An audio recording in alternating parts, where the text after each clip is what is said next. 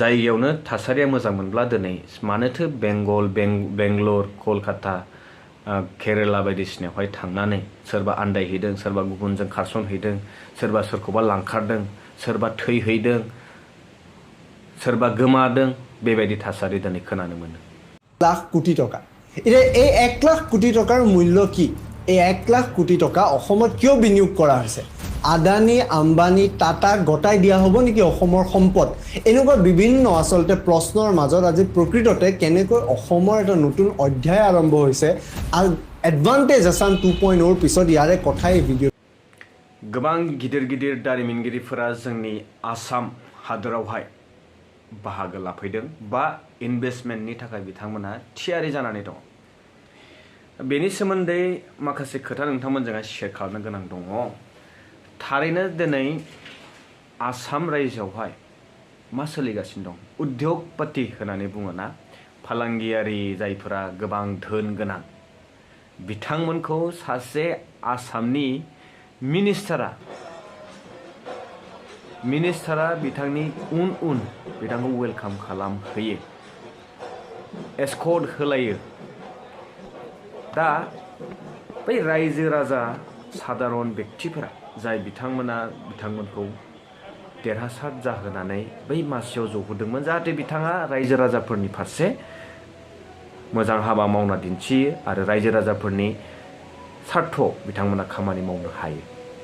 नाथाय दिनै बिनि सोलाय नुदों जायना धोन दं बेना सन्मान दं जायना धोन दं बेना बोलो दं गोहो दं आरो बिदिखौसो बिथांमोना सिबियो।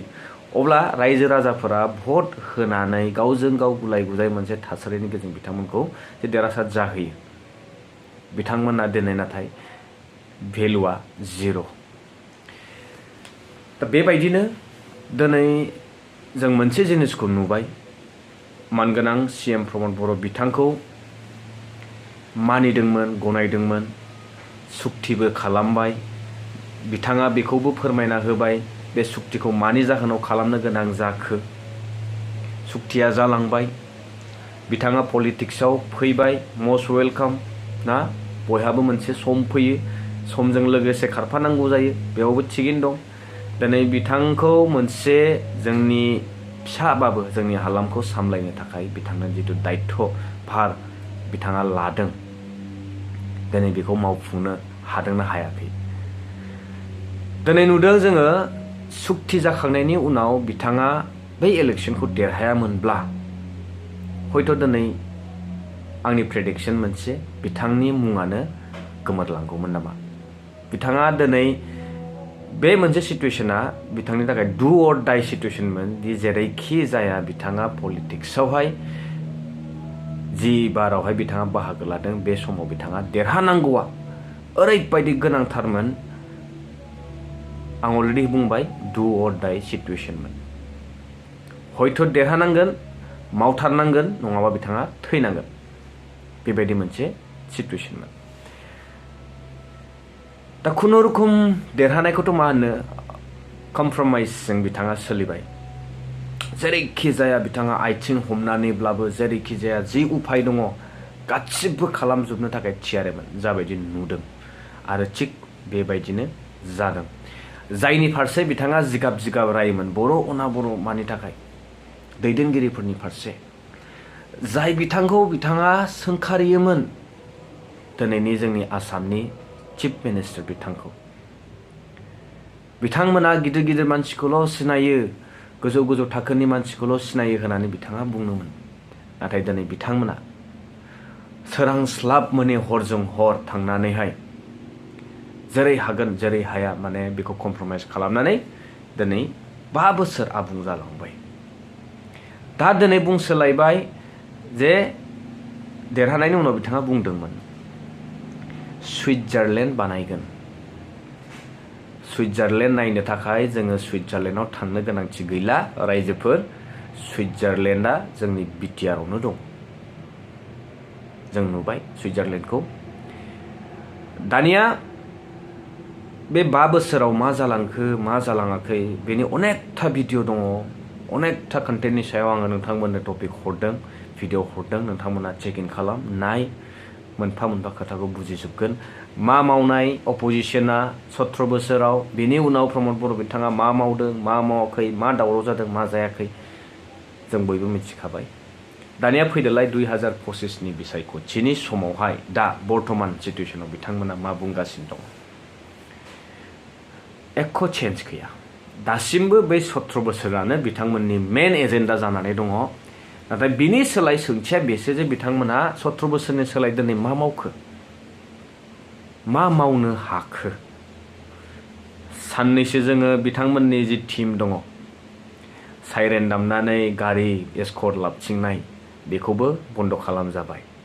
जिहेतु आं अलरेडि बुंखादोंमोन जे दिनैनि समावहाय EM फोरनि जि स्टेटास CM नि डेपुटि CM नि स्टेटासफोरखौ एबलिश खालामफिनदों। बेनिफ्राय CM निखौ बहाल लाखिफिनबाय। बाखि गेथाया इकुवेल्स टु 0 थारमाने एक'आनो गैला। दा बेबायदि दा बिथांमोना पावार दिन्थिनोबो बहा। दिनै बिथांमोना पावारखौहाय अपोजिशननि फारसे रायजो राजाफोरनि सिगाङाव दुगा दुगा खोथा बुंनानैल' फोरमायथि खालामनो हायो। बेनि अनगा एख' गैला। खामानि मावनायाव टटेलि 0। जिहेतु बिथांमोना दिनै नुदों बे जाखानाय इनफ्रास्ट्राक्चारनि सायावनो अन्थाइ खाम्फा गायफिननानै बेवहाय गोदानै मुं लिरसननानै आरो बेखौ फिथा हास'नायनि अनगा बिथांमोना एख' मावनो हायाखै। आरो हर्डिंस लागायनाय, फ्लेक्स लागायनाय, बोर्ड लागायनाय, साइनबोर्ड्स लागायनाय जिखुनु प्रग्रामनि सिगां सिगां नैबेयावल' बिथांमोना थिग दंसै। ओमफ्राय ससियेल मिडियायाव एक्टिभ जानो रोंगौ। मिडियायावहाय जिखुनु माने गिदिर गिदिर बाथ्रा बुंनो रोंगौ। जासिगोन बा मावसिगोन होननाय रादाय होनो रोंसिगौ। बेनि अनगा जोङो एख' नुवाखै रायजोफोर। बिक्रम दैमारि आदानि मोनसे नुथाय नुदों। बिथाङा मोनसे दैमायावहाय क्वारिफोर मानो बन्द' जादों नैबेनि सोमोन्दै बिथाङा बुंदों। दा बन्द'आ अफिसियेलि बन्द' किन्तु इलिगेलि दासिमबो सोलिगासिनो दं। आंनि भिडिअ'आवनो दङ, नोंथांमोना चेकिं खालामनो हागोन। सिखावै माबोरैहाय लांगासिनो, सिखावै माबोरै लांगासिनो। बिथाङा जिहेतु फेरेंगा सारनिबो दङ मोनसे, फेरेंगा सारनिबो भिडिअ बानायदों आङो। आरो बिथांनि क्लिप्सबो दङ जे बिथाङा गोदान गोदान फरेस्टनि EM जाजेननायावहाय डाम्पार JCB बायदिसिना हमजोबनानैहाय आवग्रिदों इलिगेल लांनायफोरखौहाय। दा नाथाय बेखौ बिथाङा खालामनो हाला। मानो आं बुंलायनांगौ दरखार गैला, नोंथांमोना मिन्थिखाबाय। दिनै जोंनि नोजोराव बन्द', नाथाय बिथांनि नोजोराव दिनै दासिमबो सिं सिं सोलिगासिनो दं। दिनै नोंथांमोना नुगोन बाला ट्रेक्टरसेनि दामा बेसेबांमोन, दा बेनि डाबल। डाम्पार अन्थाइ गिथिनि दामा बेसेबांमोन, बेनि डाबल रेटआवहाय नोंथांमोना दा बेनि प्राइसखौहाय नुनो मोनगोन। बेबायदि सोलिगासिनो दं। मैया आं दाबसे जायगायाव थांनायावहाय आंनि कलिग लोगो, बिथांनि लोगो गुबुन जाथिनि, बिथांमोना गावसिनि फरायसा आफादनि सोमोन्दै फंनैसो बाथ्रा रायलायो। बे खोथाजों खोथा ओंखारलांनायावहाय बिथाङा फोरमायबाय दिनैनि समावहाय खुनु जाथियाव जाथिनि फारसे सेन्टिमेन्टखौ बा सेन्टिमेन्ट गोनां दैदेनगिरि नुला। बाख्नायनो गोनां बाथ्राया बेसो जे बिथांमोना हाग्रामा महिलारि बिथांखौहाय बाख्नायनानै फंनैसो बाथ्रा बुङो जे थारैनो मोजांबाबो गाज्रिबाबो जोंनि BTC ओनसोलावहाय बा BTC ओनसोलखौ लानानै हाग्रामा महिलारि बिथांनि बायदि सेन्टिमेन्ट लानानै जि मोनसे 0 लेभेलनिफ्राय स्टार्ट खालामनानै बिथाङा दिनैसिम बे मोनसे महरखौहाय होलांदों, बेनिफ्राय आरो साबसिन जाबावगोन होननानै जोङो खुनु फारसे लामा नुहुराखै। जितु बिथांमोना फोरमायबावो जे दिनै प्रमद बर' बिथांनि जि 5 बोसोरनि कार्यकालाव नुबाय, बिथाङा दिनै गोबां कमप्रमाइज खालामदों। बिथांमोना फोरमायबावोदि जोंबो फिसा फिसौ माखासे खामानि मोनदोंमोन बै समाव, नाथाय दिनैनि समाव इकुवेल्स टु 0 नो। बे आं बुंनाय बाथ्रा नङा। सम फैब्ला आं बिथांमोनखौहाय सिनायथि होगोन। बिथांमोना गावसिनि जाथिनि सेन्ट्रेल लेभेलनि दैदेनगिरि।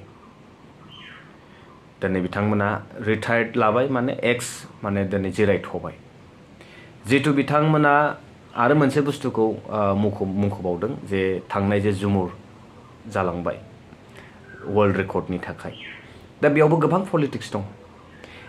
बेहाय बेखौ लाबोनायानो बेखौ अर्गानाइज खालामनायानो जाहैबाय बिथांमोना जाहाथे बिथांमोननि जाथिनिफ्रायहाय मोनसे सेन्टिमेन्टखौ मोनो बे एख' नङा जास्ट माने मोनसे भट बेंकनि थाखाय मोनसे केलकुलेसनसो बे गभर्नमेन्टनि फारसे नाजानाय खिन्थु बेवहाय जे 25,000 रां होगोन पार एक्ट खालामग्रा एक्ट्रेसनि फारसे फावखुंग्रि माबा आर्टिस्टनि फारसे 25,000 खरै होगोन होनना बुंनाय बाथ्राया बेबो मोनसे ललिपपसो बिहु मोसागिरिफोरनिफ्राय सोंदो नोंथांमोना सोर साबैसेया मोनखो बे जिहेतु बिसायख'थिनि सिगां मोनसे ढौखौनो होननांसिगोन जे जोङो इउनाइटेडलि दङ जों नोंथांमोननि थाखाय गोबां सिन्था खालामदों नोंथांमोना जोंजों हेफाजाब होलांबाय था नैबिदि महरै बिथांमोनखौहाय थाव मारिदों दिनै जोंनि बागुरुम्बाया माला जागोन जाया बेनि सोमोन्दै रायलायनांगौ गैया बुंनांगौबो गैथ'वा सम फैयोब्ला बुंगोन बेनि फारसे नाथाय जोङो नुमारदों जे जिएसपि बायदि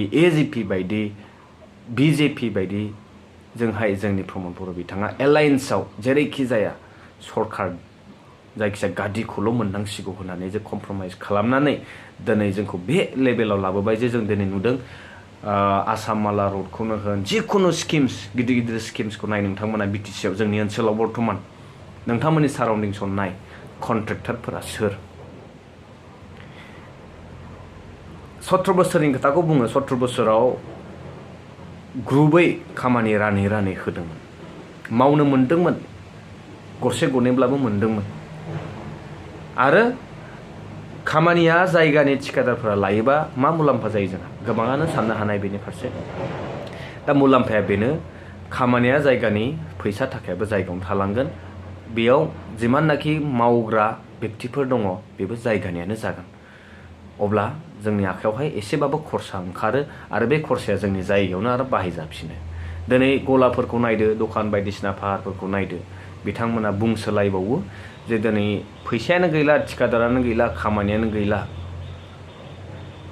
जागोन सोर फैगोन सोर दिनै बडलेण्ड बासफोराहाय एमटि लांदां फैयो क'क्राझार आरो लांदां थांफिनो बेबायदि मोनसे नुथाय बे फेक्ट बेयो रियेलिटियाव जागासिनो दं बास ड्राइभारफोरनाव सोंबा नोंथांमोना मोनथिनो हागोन बास ड्राइभारफोरा थांफिननायावहाय लामानिफ्रायसो मानसि बुथुम लाङो दिनै क'क्राझारसिम जायगानिफ्राय क'क्राझारसिम फैग्रा गैलानो बेबायदि जानानै दं अबस्थाया दा खामानिनि बेलायावहाय मावनांगौनि बेलायावहाय कन्ट्रेक्टल' नामा होननानै खायसेया सोंथि खालामनो हागौ कन्ट्रेक्टल' नङा नाथाय बाखियावबोथ' जोङो एमप्लयमेन्ट मोनाखै दिनै मा दं जोंनियावहाय कम्पानिसफोरावहाय गोबां माने इउथ्सफोरखौ लानानै मोनसे सिमां नुबोदोंमोन प्राइभेटबाबो जिबाबो माने गभर्नमेन्ट नङाब्लाबो प्राइभेटआवबाबो एंगेज खालामनो हानाय सुबिदा बानायगोन होनना बुंदोंमोन साननैसो हावदाव बानायबाय नाथाय उनाव जालदाब गैला बेनि फारसे बुंनांगौआनो गैला बेबायदि जाना दं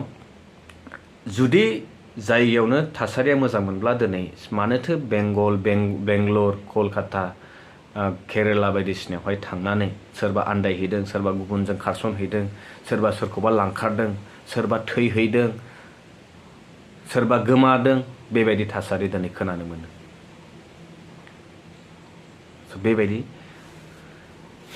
बाखि जे जोंनि बे फैबाय थानाय बिसायख'थियावहाय जे बर्तमान पार्टियावहाय थांलाय फैलाय जयेन जालाय जाय जागासिनो दं बेफोरनि सोमोन्दै बुंनांगौ गैया बे मोनसे इलेक्सननि समावहाय बे जागोन बेनि फारसे गोबांथार सावरायनांगौ गैया दा जेन हक रायजो नोंथांमोना बेनि फारसे मा सानो कमेन्ट्स खालामहरना फोरमायहरनो दाबाव लोगो मोनगोन नेक्स्ट भिडिअ टिल देन स्टे ट्युन बाय